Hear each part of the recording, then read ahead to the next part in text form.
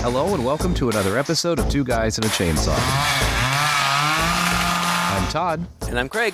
Here we are into week 3 of our Christmas horror marathon, our annual tradition that I always love. I have to say, the first two, if you listen to those episodes, I wasn't too wild about, especially the last one we did. Not very good. Yeah, so we have something picked for Christmas week that we're both pretty excited about. Yeah. It's a new horror film.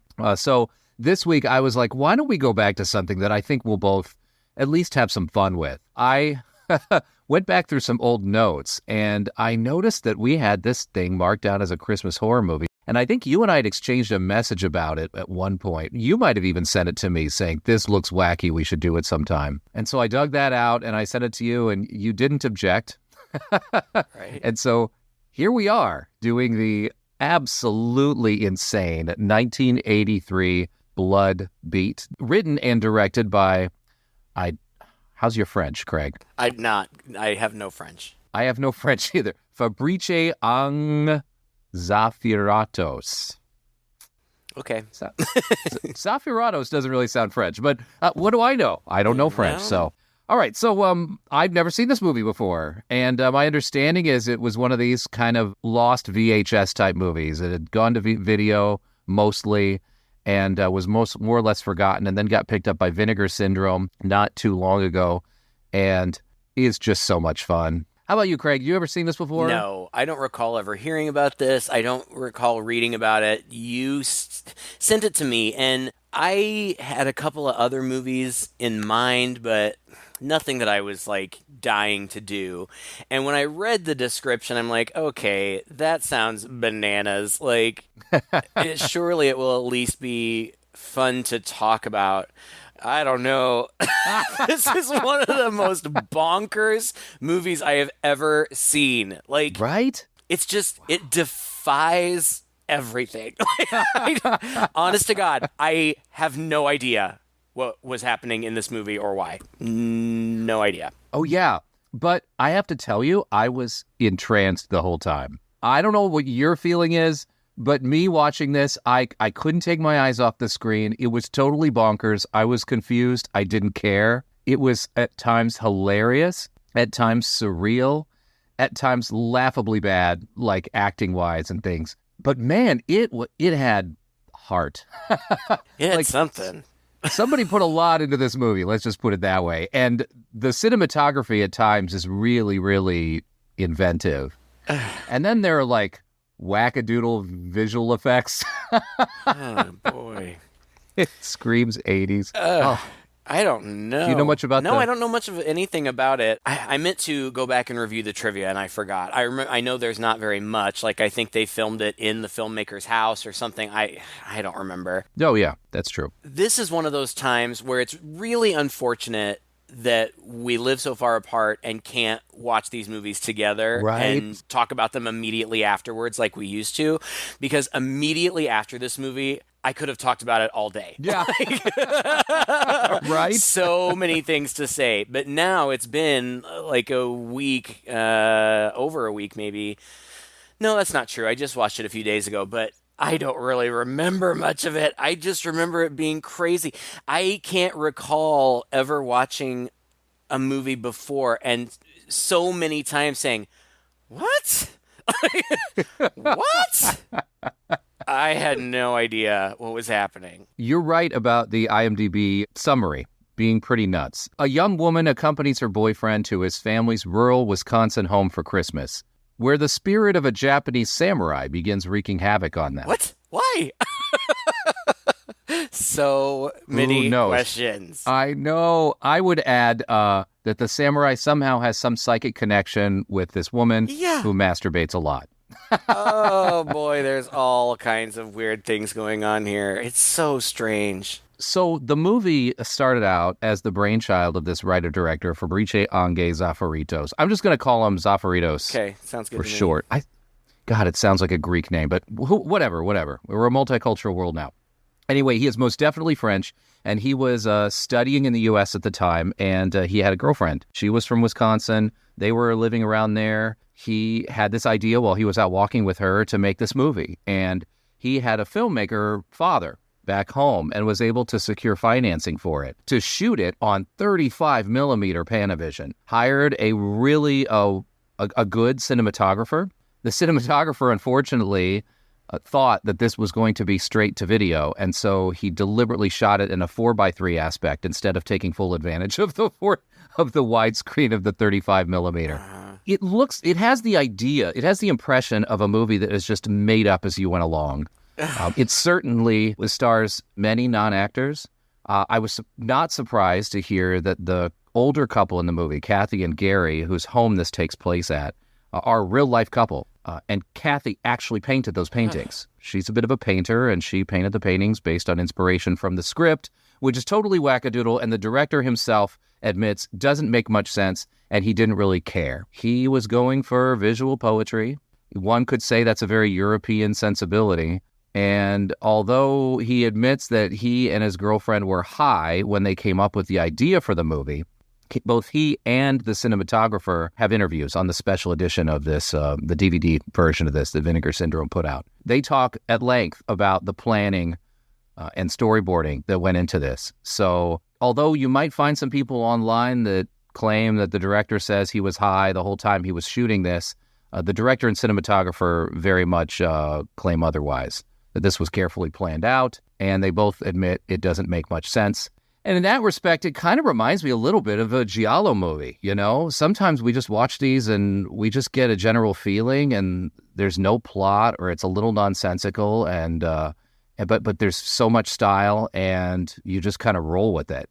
But this is like you take that and you mix it with an 80s slasher that, you know, God, low budget, weird, terrible acting, crazy special effects. I'm at a loss. Yeah, I'm at a loss. I don't know what to say about it. Everything about it is weird.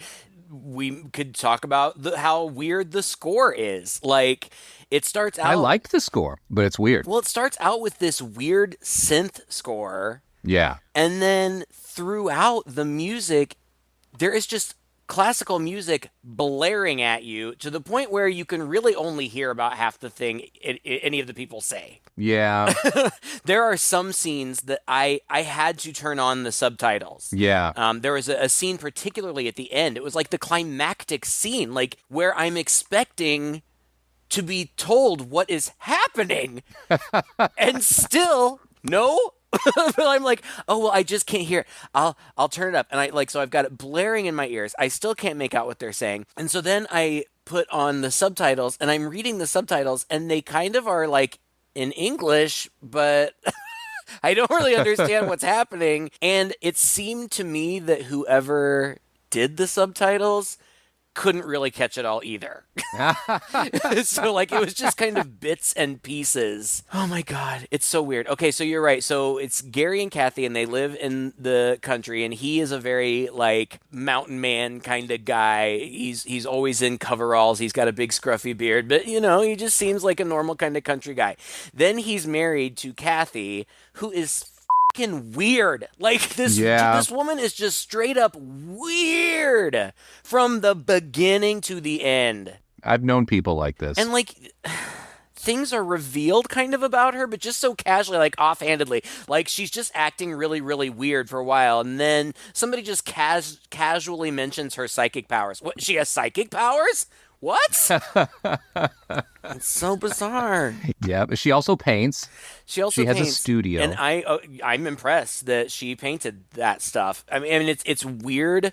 I mean, even her paintings are weird. They're just just big kind of swaths of color on these big canvases. But I mean, they look good. They look better than something that I could do. Mm-hmm. Gary's hunting. This family loves hunting. Yeah. Hunting is their favorite. Half of what they talk about. And they go hunting at one point in the movie, and they take their hunting so seriously. I used to hunt. I haven't for a long time, but I used to deer hunt, which is what they are doing here.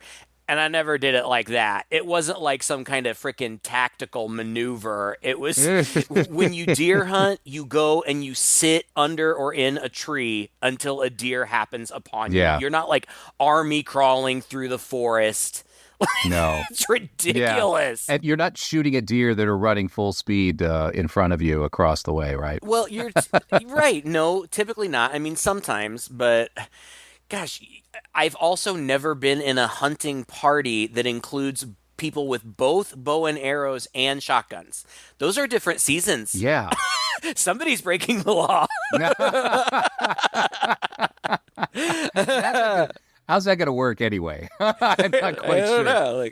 Oh God. Okay. So anyway, so it's Christmas. Huh? That's the only Christmassy thing about this movie is that it happens to be Christmas. They're kids.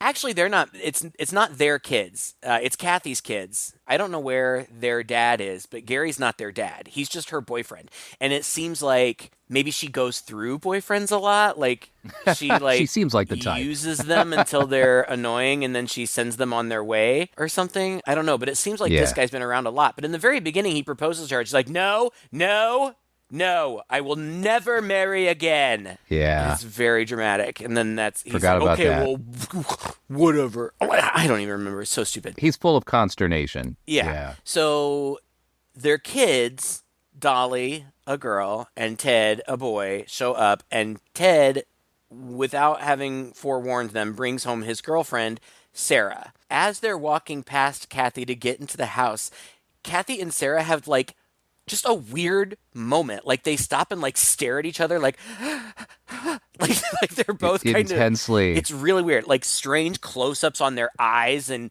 Kathy's almost squinting at her, staring her down. Super strange. It was like House by the Cemetery style eye close-ups, wasn't it? Yeah. And then, my next note is, why is Kathy so weird? She does these...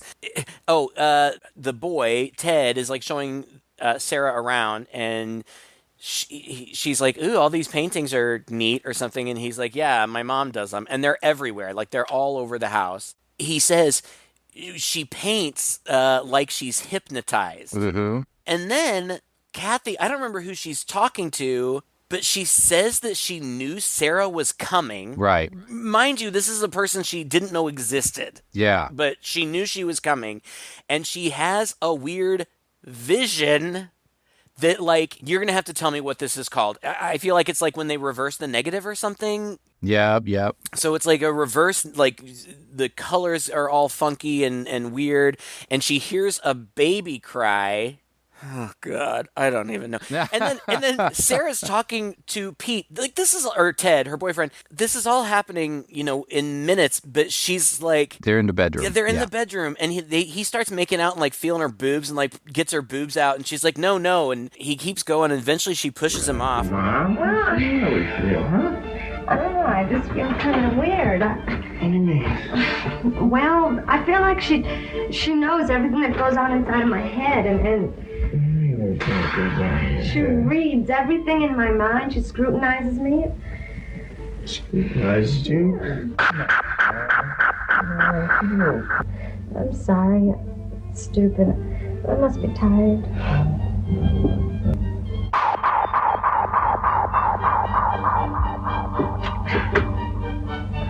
It's like I feel she's in the room right now. In the room with us. Oh, come on, Sarah. She's downstairs in her studio painting. I just feel it, Ted. I don't... Where are you coming up with? Now, apparently we find out later that at least the daughter knows that the mother can read minds. Are we to believe that Ted doesn't know that? Because he tells her she's acting crazy. Yeah, I'm not sure. That's really never explained. There's just a lot of classical music going on. Lots of close-ups on Mom's paintings and Buddha statues, and Mom is in the... And samurai. Were they all Buddha statues, or were they... I don't think there was a single samurai in that whole bit. I got the Buddha stuff. Mom seemed like the type of person who's going to light incense and have Buddha statues around, wear big shawls, and paint. And there's a lot of her doing that, and we get random cuts throughout the whole movie in odd places of the Buddha statues with lights flickering on them and stuff like that. And I'm not even sure where the Buddha statues are. I think there might be one in her bedroom. There is one in her bedroom. And there might be one or two in Mom's studio. And for a little bit, I kind of thought maybe there was some connection between like this was some sort of mystical telephone, that Mom was somehow channeling it's like, through the Buddha statues. Like a baby monitor. Yeah, exactly like a baby monitor. Oh, boy. I don't know. But Uncle Pete arrives. I'm like, okay, let's just throw in another character who's here for like 10 minutes and then leaves. But Uncle Pete arrives, and all of them except Kathy go hunting. And it's really strange. This was so cool. Like, there's this great shot of the four horses being ridden. You know, they're riding horseback, coming over the hill like the Magnificent Seven. Yeah. I did not expect that kind of grand shot there and this beautiful score behind it that kind of works. And then I realized after they stopped and hitched up the horses, they had 4 horses for 5 people. Where did that how did that fifth person get there? I mean, especially if they're small. You can two. Do you think ride on a horse. was Ted and maybe Sarah was Probably riding Ted with Ted and or Sarah. something like yeah, that? that would be my guess. Probably. Anyway, Sarah says to Ted, "Are you still mad at me?" And he's like, "Nah, it doesn't matter." And I guess Ted is like the most chill dude. Like, throughout this whole thing, Ted is the guy who's just like, it doesn't matter. Don't worry about it. Man, He's Mom, just it's running nothing. around in his tube socks like, it's fine. even when strange shit starts happening, he's like, yeah, I'm going to play Monopoly. That's right. I do wonder why they bring Sarah hunting, though. I mean, she is obviously uncomfortable with the guns. She's uncomfortable seeing the deer carcass that Gary had been carving out in front. She said something about guns earlier. As they're going through the woods, she seems to be kind of expressing her displeasure about the whole idea of what they're doing. Anyway, it goes about how you'd expect. Like you said, they're going through Rambo style, especially Dolly, who looks pretty badass with her headband on, tearing through there. She was one of them who had the bow and arrow, right? I don't know. Which was fully notched as they were climbing around and crawling through the woods. Anyway, they kind of come up to a deer, and it's sort of running in front of them, and it looks like they're all about to shoot. Right, like 4 of you are going to shoot it? There won't be anything left. Oh, God. It's so weird. Like, I don't know. Like, are they going to call it? Like, got it. Oh, boy. Yeah, we didn't even talk about that deer hanging on a tree in the front yard. And it's funny to me because that was so unsettling for her. I guess she must be a city girl. Oh, for that sure. That feels like home to me. Like, yeah. During deer season in my town, you'll just see them strung up around town. It's like Christmas decorations or something. But anyway, so Sarah at the last minute, and of course this is, we can't describe it. It's all shot very strangely with really weird angles and strange close-ups and really weird cuts But as the deer runs by and they're all fixing to shoot it, she screams to scare. She's like, "No!" and scares the deer away. And then she starts running. Where is she going? I have no What idea. is she running from? Is she afraid they're going to shoot her because she scared the deer away? I don't understand. So she just runs, and Ted's chasing her. And then she runs into a bloody man who is like bleeding from his chest or abdomen. Yeah, there's like guts hanging out of his stomach. And he immediately falls dead, but either he or the director made the wrong choice to have him fall dead with his eyes open because he continues to blink. As they're laying there talking about him being dead. So they go back, and Sarah asks Ted to take the paintings out of her room because they make her feel weird or something, and Kathy tells Ted that she doesn't think she can live with Gary anymore. Who cares? Why are you telling your son this? I love Gary, but I love my work. I really don't know what to do. God. and then she says, and that girl you're with, I don't know. There's something weird about her. I've seen her before. And she's like, I've seen her before. I know her. What? Yeah. And then there had also been something. When Ted first showed Sarah her room, she was drawn to a picture of a young girl. Yes, on the desk. Spoiler alert, this is never explained. But it means something because it comes back later. I was convinced, and I feel like this would have been a better story because it would have been super gross. I was convinced that she was like a long-lost daughter. Oh. Like Kathy had another kid or something. But that wouldn't make sense because she and Ted are about the same age. I don't know. Yeah. But I have no idea what that was a picture of. Okay. So then Kathy is painting, and she has a weird spasm. Yeah. Like her hand with the paintbrush in it starts shaking as though she is fighting for control of it. Yeah. Like, and horrified by it at the same time. Horrified, but not shocked. Like, maybe this happens sometimes. And meanwhile, Sarah is up in her room. And it's in bed. It's like she's lit by moonlight, and she looks over the side of her bed, and there's a big trunk there. And she opens it, and it is full of samurai stuff, like a samurai outfit and a sword. I knew that she would cut herself on it, which she does, and bleeds. And then she has like a flash of an image of a little girl with the sword, also cutting herself. Was that the same little girl from the picture? I think so. I think it was the same girl from the picture. Then all of a sudden there's a POV shot coming towards the house. And I think that this is samurai POV, but I don't know. Kathy is still like freak painting. And Gary and Kathy have a fight, and then they're all together in the living room, and they're worried about Uncle Pete because he went to get some beer, but he hasn't come back. And they're all like, oh, no, he's fine. He's fine. Pete knows these roads like the back of his hand. Meanwhile, when we had seen Pete coming, he was flying down that highway. Didn't his truck take air at one point? I think so. And then later we see Uncle Pete's car by the side of the road, and I guess his tire blew out. Is that what's supposed to have happened? I thought that he ran off the road, which wouldn't surprise me, the way that that we've seen that he drives. And I think they had already been drinking. I don't know about that, but I do know that he was going to get more booze. Yeah. So anyway, he got in a wreck, and he's trying to call Gary on the CB, but he can't get him. And then there's a POV behind him, and somebody approaches him, and he sees the person approach him, and he just goes... He is very quiet. His throat is very quietly slashed, and he falls down and he's dead. Well, that's all the kills in this movie. They're all very quiet kills. Yeah. Oh, I thought you meant that was the only one. I was like, no, it's not. Because then we cut to some random couple on a waterbed, and I was like, what is happening? Who are these people? But you skipped one of my favorite parts. First of all, they told Sarah that she couldn't have found samurai gear or any trunk because there is no trunk in her room. So that's weird. And she's like, yes, huh? It's right over there. And he's like, look. And she's like, that's weird. I want to think this. And then they just forget about it. I want to think this was part of a dream. I want to think that Sarah had a dream about a samurai that manifested itself. I'm not sure why she was dreaming about a samurai. What difference does it make? What difference does it make whether it's real or not? It doesn't make any sense either way. But when Gary comes home, Kathy is like totally in a state of consternation in her studio.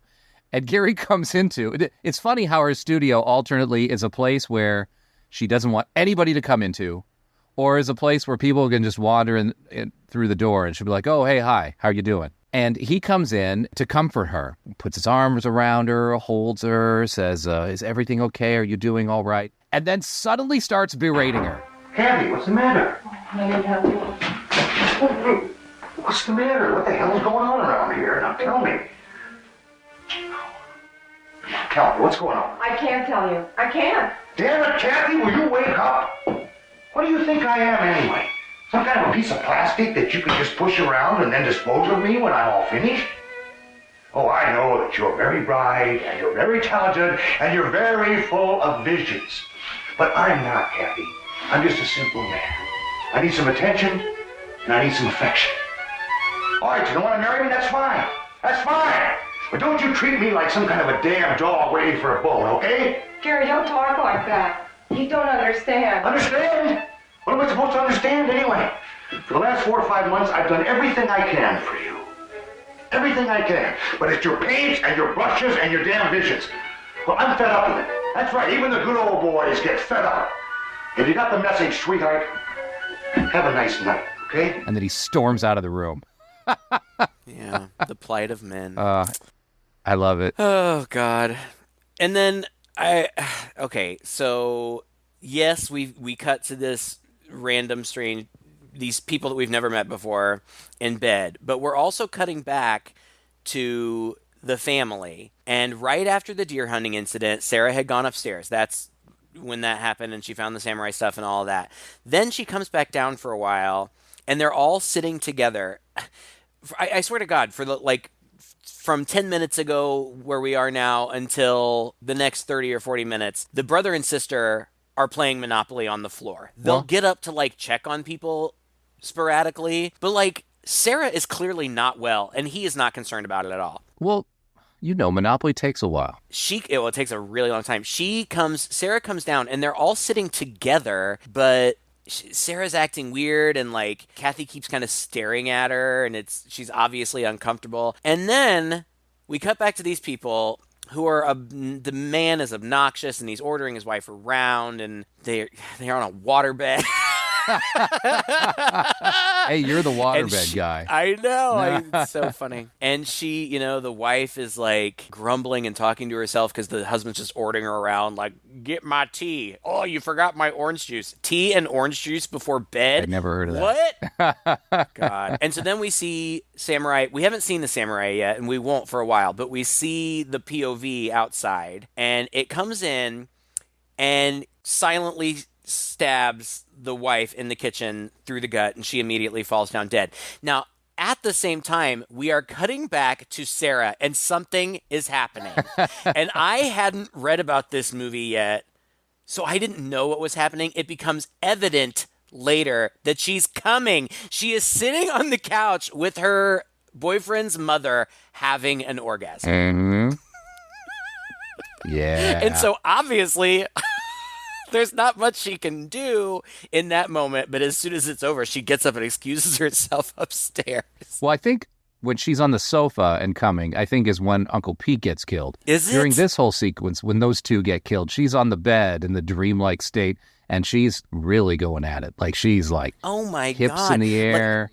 Like, the director did not direct her to put her hands near her genital area. So you can tell that she's not masturbating with her hands. Now, there is like a blanket between her legs, and she is, when we say thrusting, like if you were on a bed and on your back and put your feet down and pushed up as far and as hard as you possibly could, like you're getting a good 1 or 2 feet off the bed. Yeah. This is what she's doing. And she is just writhing in what looks like sexual ecstasy that she almost can't even handle. Yeah.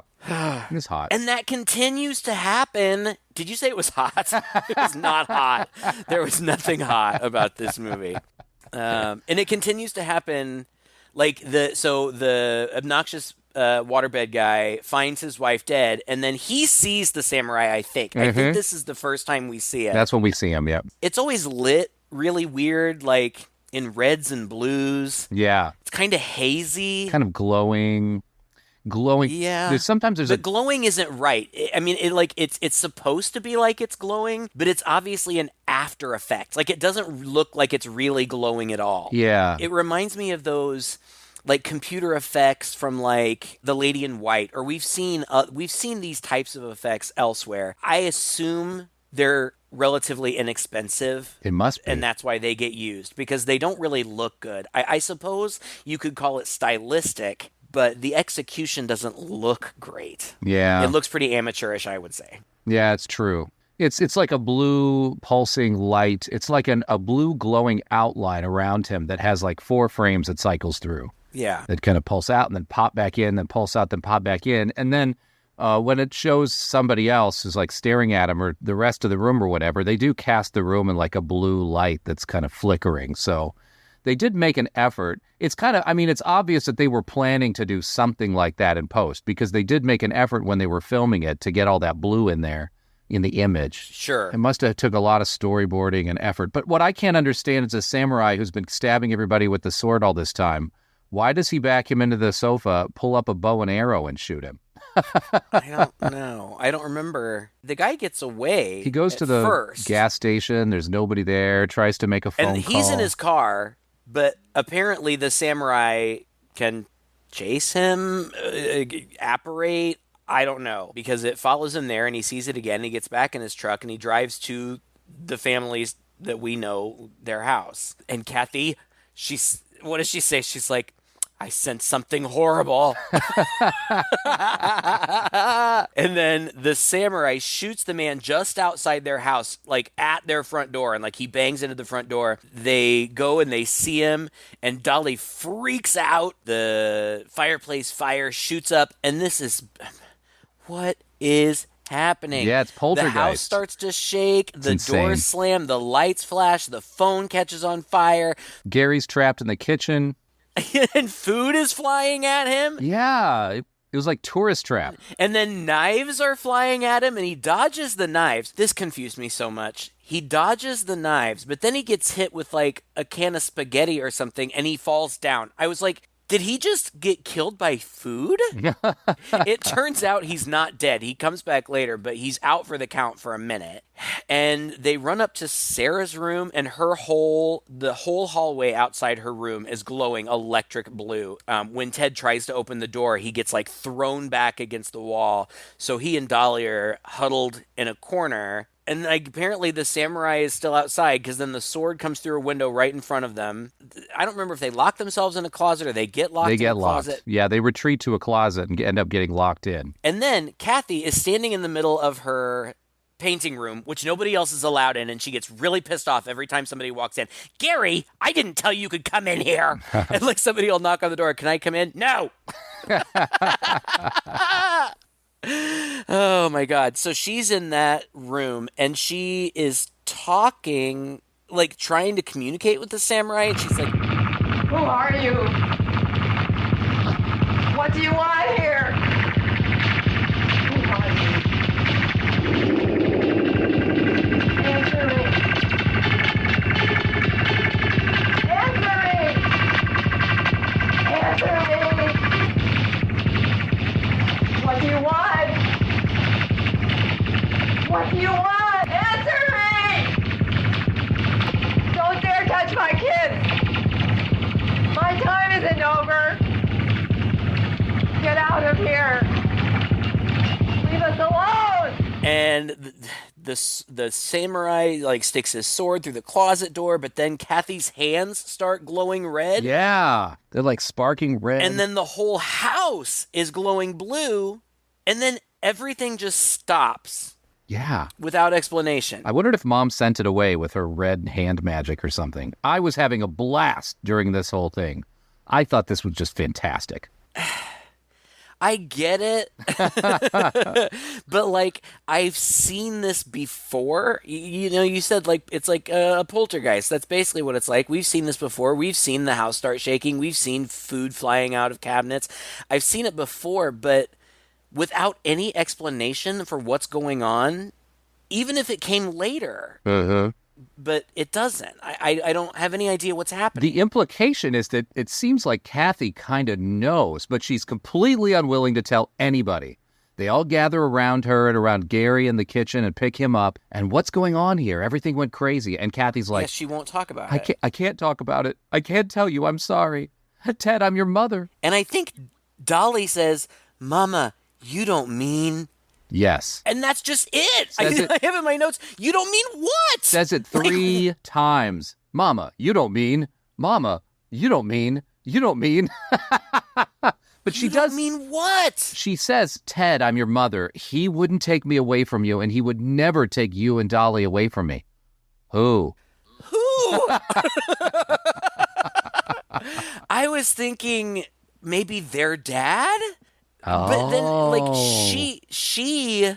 No, I don't think that's right. I just, like, I'm running through the possibilities in my mind, and I don't know, but it seems like, you're right, it seems like she knows, and it seems like she at least thinks that Ted should know. I think, at the very least, this is some spirit that Kathy has had some run-in with in the past. And it keeps coming back to haunt her or something like that, or it's haunting her again after so long. Maybe when she was a girl. Maybe that's her picture as a girl in that room. Maybe. And her cutting her finger on the samurai sword when Sarah... You know, it could be a case of where this is like a loop type thing, where Kathy had the same experience Sarah had, right? Of coming across the samurai stuff, and as soon as she opened the box, she started having the psychic connection with the samurai and the orgasms and all that thing, and maybe it awakened like the psychicness of her mind, and then somehow she put it away, and now it's back, and it's done exactly the same thing to Sarah. Okay, you have put a lot more thought into this than the writers did. Oh boy. But okay, so Meanwhile, they checked on Gary or whatever, but nobody has bothered to check on Sarah. She's still up in the room that was glowing and they couldn't get into. Yeah. But then Ted goes up there. What? Like, the whole house was just possessed by some kind of spirit. They were just being chased around by a samurai. He takes off his clothes and gets in bed and has sex with her. Yeah. What? Oh, it's so good. I love this part, though, because I kind of almost saw what was coming, and it's really stylishly shot. And to be fair, I said there was nothing was hot about this movie. This sex scene is kind of hot. It's super hot. Mostly because of the way it's lit. It's kind of backlit. Yeah. So they're kind of in silhouette. It reminded me a little bit, if I got it right in my mind, that scene in Top Gun with Tom Cruise and what's her name? Is that similarly lit? Yeah, I can't remember. Kind of. Yeah, it wasn't nearly that artful. No, that's true. It was kind of a single shot, with their bodies horizontal, totally in frame. I feel like the Top Gun you're scene, right. There were lots of different cuts and angles and stuff. This is her sitting up on him. So she's kind of riding him, basically, and we've got some guys playing harmonica by a fire out in a field.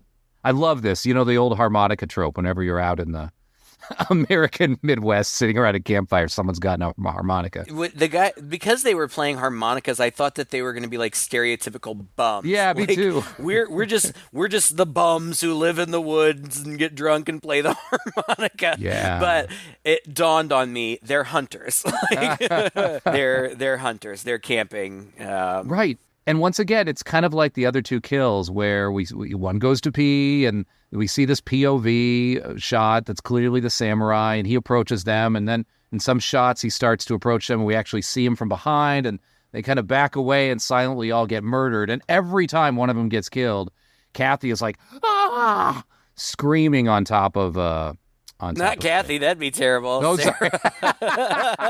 That put a whole new dimension to this movie. But yeah, she orgasms every time the samurai kills one. Okay. It's awesome. Next morning, Gary throws the human body in the truck. They didn't think that they should have taken care of that yesterday. I kind of thought. It's not. Oh my God! So he throws the human body in the back of the truck, but the truck won't start. So he's going to have to take the horse. Where is he going? I don't know. What's he doing? Because he can't. He doesn't bring the body with him. He leaves without the body, and then he's gone for a while, and then he just comes back. No comment about where he was or what he was doing. And he comes back quickly. Doesn't come back with anyone. Nope. Doesn't come back with anything. Just leaves and comes back. And then Dolly and Kathy have a weird convo. Like, Dolly walks into the room and Kathy's staring at her and Dolly says, "Don't come into my mind." And then they have a weird stare off. Yes. God.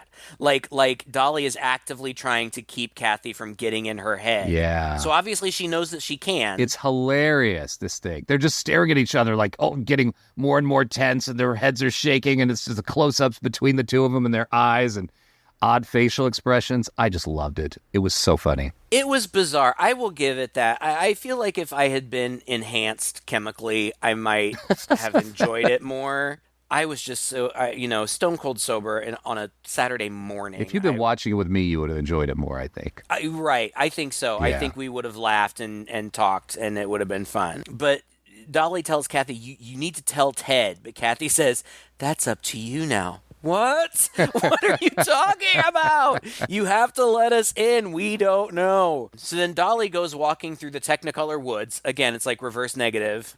And not even very good. Like, it's so you can hardly tell what's happening. Yeah, there's no depth to it. It's either completely red or completely blue. It's like that Predator POV type thing, except with less with less granularity. Just flat red, flat blue, nothing in between. Yes. So it's kind of probably the cheapest effect they could get, I'd imagine. Right. So she walks into the Technicolor woods, and then Ted is in the woods crying. Why? What is he crying I'm about? not sure, but there's this chill rock music kind of going on behind them. At first, I thought Dolly was being stalked, but like the music just completely doesn't hint at that. Whereas before, the music was getting kind of cool. Like whenever the samurai was stalking somebody, there'd be this heartbeat, ba-bum, ba-bum, ba-bum, ba-bum, ba-bum, ba-bum, that was going on and on and on and on and on, along with this great synthy type music, but not super synthy. Oh, I really like the soundtrack of this movie, but it does go all over the place. It was interesting Yeah, but it does go all over the place. But it was interesting. I'll give it that. Dolly runs into the samurai in the woods, and it speaks to her and said, again, you can barely hear it or understand what it's saying. It says, "Come to me." And then Gary's back. I don't know where he was. He hears Dolly scream and runs into the woods looking for her. And all three of them, Gary, Ted, and Dolly, find each other and see the samurai. And then the samurai disappears. And then it's approaching them from the back. And then Gary hacks off its head with an axe. But it's just clothes. Yeah, he just jumps up and swings his axe around blindly, which hits the samurai, but it's just clothes. And the clothes collapse, and they look at the clothes. And Dolly says, "Mom was right." About what? This answers nothing. That there is a samurai? I don't know. I guess. Well, then we see that what the mom has been painting all this time is a samurai. Mm-hmm. And it's kind of cool. I liked it. I wanted to know, Sarah should have been orgasming when they were getting approached by that samurai. I guess. Maybe the samurai... Maybe she was, and we just didn't see. That's I don't true. know. Well, I think she only, came when somebody was killed, and none of them were killed. I guess. But Sarah watches them come back from her bedroom window, and Kathy tells Gary to burn the samurai stuff. He said, "I can't burn it. It's too important. I have to take it to the police first." Why? What are the police going to do with a samurai costume? Dolly's like, "Gary, Mom is right. Burn it. It's evil." He's like, "No, I have to take it." Right. But then he's like, "I have to take it to the police." And they're like, "Okay."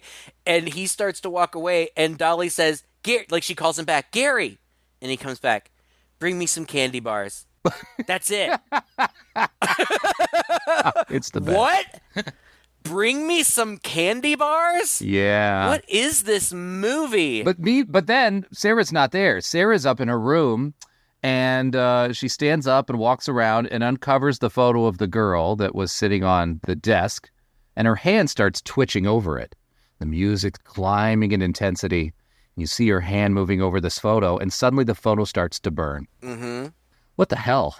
I have no idea what that I have no idea. And Ted comes in and sees, and she looks at him like she got caught doing something, but she doesn't stop doing it. Well, she backs against the wall eventually. Well, he comes towards her, I think, and she throws him across the room with blue light power. Yeah. And then this is where everything just goes fucking off the wall. Yeah. I have no idea. I have no idea. I have no idea either. It's just a big mess. It's like big glue, like every other shot has that animated blue glowing effect in it. It's engulfing Ted. He starts glowing. Everything builds. He flies back against the door. I wasn't sure if he was dead or not. Right. Dad runs to the horse. I'm not sure why. But there's lots of mumbling and voices coming from the door, so Mom goes to check it out. And now Sarah's in the armor. So I guess, Sarah is the samurai. She is the samurai. So I suppose, the samurai wasn't vanquished. She's, because of her psychic connection to it, when he swung that axe around, it just kind of jumped into her, I suppose. And maybe... I think it was supposed to be her all the time. Yeah, not corporally, but... Yeah. I mean, they had a connection. They were clearly connected. It's like a spirit she awoke and could control, but she wasn't controlling it, but she was kind of under the control of it at times, or at least. But Kathy hears voices and sees, comes face to face with Sarah, and this was the part that I couldn't hear at all, and I had to turn on the subtitles. Here's what I got from the subtitles. Kathy says, "It's you, or do you prefer dying this time?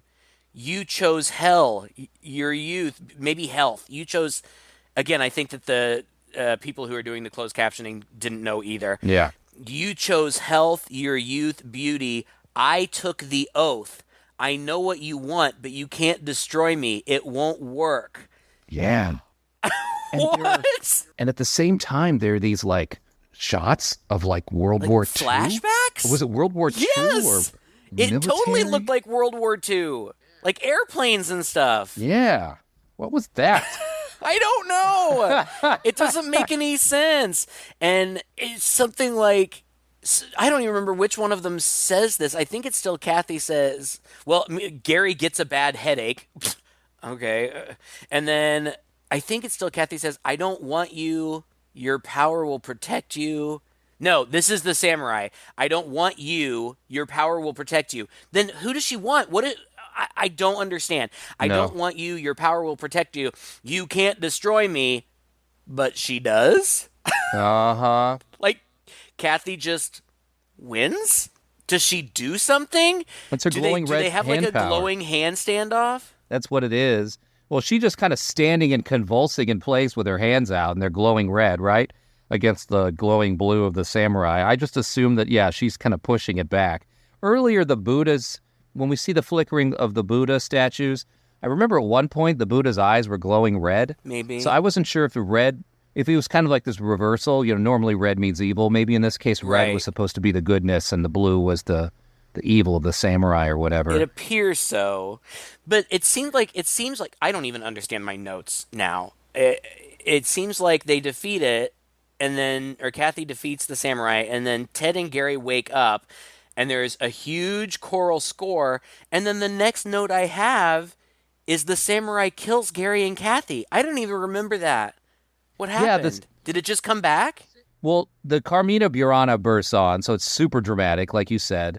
Gary runs in, and a sword flies out at him, and the samurai... So, it's like the samurai tosses a sword at him, and I think kills him. And then the samurai has another sword that he pulls out. Ted is cowering against a wall, and then... But wait, when he kills Kathy... She falls down dead, and then the camera pans to her, and she's crusty, frozen. Yeah, she Old? looks like frozen or crusty, right? Like maybe I don't know, but very blue. I don't know. I don't know. It was like she was wearing like a clay mask, and it was flaking off. It was really weird. Yeah. Well, my favorite part here is as Ted is cowering against this wall, the door next to him slowly creaks open, and Dolly wanders in like she just woke up. Yeah. Then she kind of oh, what's going on?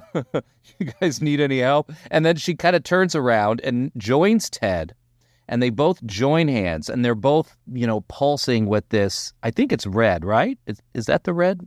Or is it blue? I think, no, it is red. In my notes, well, first of all, it seems like Dolly kind of knows what she's doing, but Ted doesn't have any idea, so he just has this dumb look on his face, like, what is happening? What am I doing now? And I don't remember if they hold hands or what, but in my notes, I have Ted and Dolly cross the streams. Yeah. and that's how they are able to defeat the samurai. I guess they defeat the samurai with the combined power of their familial love or something like that. I don't know. And then they walk out, well, that was a nice visit. So is Sarah dead now, I guess? Was she? I guess.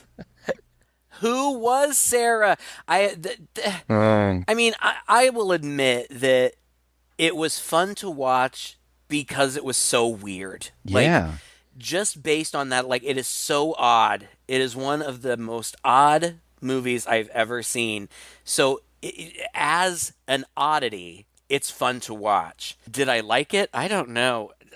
I don't know what I could say that I liked about it, aside from it was just so bizarre and strange.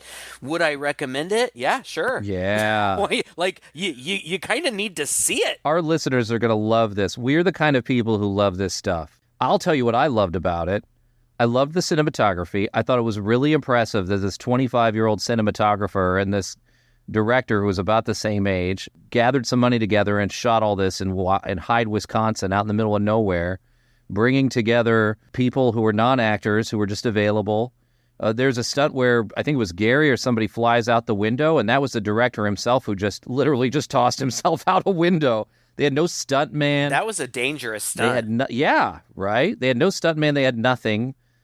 They just gathered together their resources, but they seemed to, like I said, I think this movie has a very European sensibility to it, where things don't necessarily need to make sense. They just need to give kind of an impression, have some style. There's some theme there that I think he wants to do the old cop-out thing, where, it just, there's a lot of layers to it, but at the end of the day, you need to figure out what it means to you, which I normally hate. But this movie doesn't have one central puzzle, so it doesn't feel like so much of a cop-out. The whole movie is like a whole bunch of different puzzle pieces that are from 10 different puzzles, so they never quite connect. So you can easily just throw your hands up in the air and go, you know what, I don't care. I just thought it was a fun ride. And I was never bored through the whole thing. I thought the music was great. I was also entertained by the amateurishness of some of the acting and a little bit of the production. But for what it is, and compared to other things we've seen with similar backstories, the production value is surprisingly good, I think. Yeah, I guess. I mean, it looks kind of amateur, but I don't know. I'm not going to be overly critical. I'm sure they were working on a limited budget, like you said, very limited crew, and, these are non-actors. For non-actors, they weren't really that bad. No, not really. The acting was really kind of fine. It was just very naturalistic. Kathy, I wonder if that woman is just a weirdo in real life because she was so weird in this movie. But it was fine. The acting was fine. But it's the oddity is what sells it for me. I don't think I would need to watch it again. Even if a friend of mine wanted to watch it, I don't think I'd be like, oh, I'll watch it with you. I'd be like, oh, yeah, you should watch it, and then we can talk about it. I don't think I need to see that again.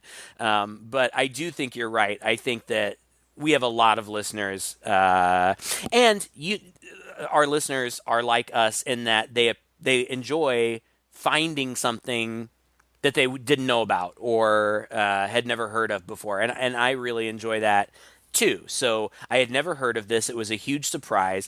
It's rare that I get to see a movie from this time period for the first time. And, I love this time period. This was 1983. The 80s were wacky. Yeah. And I loved it. And I kind of miss it, frankly. Me too. So yeah, I say for sure check it out. Something else that just occurred to me?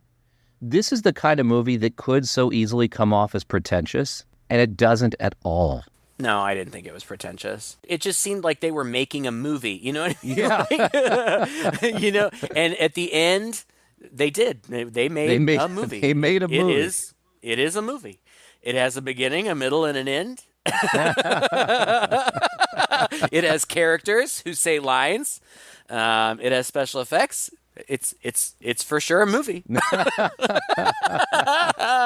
So, but that's what I'm saying. That's what they wanted to do. They wanted to make a movie. They wanted to do this weird imagery. They had this weird idea for a story, and they went for it. Good for you. Yeah, and it's also a Christmas movie, right? It takes place during Christmas. The theme is family. That's true. Yeah, family coming home, coming together, fighting evil samurai with your psychic powers, as you do at Christmas time. It's sort of a shame that the lights were not red and green instead of red and blue. Then they could have really... That would have been nice. I will say, what was the first Christmas movie we watched? I don't remember. I had forgotten about all the creatures, and I don't remember what the first one was. Black Friday. But Black Friday. Yep. I will go on record as saying that this is my favorite so far. Yes, me too. But I'm really looking forward to next week, except I don't want Christmas to be over. I know, right? Gosh, it always goes by so quickly. I know, but it'll be good. You get to spend it with your family, which is nice. I get to spend it with my family, so... Anyway, one more. Yes, and hopefully we'll go out with a bang. Yeah, I hope so. Well, thank you so much for listening to this podcast. If you enjoyed it, please share it with a friend. What a great Christmas gift to send someone over to our website and introduce them to our podcast, and they can search for their favorite horror movies and see and listen to us blabber on and on about it. We have a newsletter now you can join as well and refer other people to. If you just go to our website, that's chainsawhorror.com. Click on the link there to sign up. And we just send out a little bit of weekly stuff, some basic news, some thoughts about the movies that we've done and what's coming up. Also, if you want even more, become a patron. Go to patreon.com/chainsawpodcast. And for just $5 a month, you can get behind the scenes with us. And there's a lot more conversation about these movies and episodes happening there. Also on our public-facing Facebook site, Twitter, and Instagram pages. Find us in all those places. Send us a message. Let us know what you're doing this Christmas and what horror movies you're watching. Until next time, I'm Todd. And I'm Craig. With two guys and a chainsaw.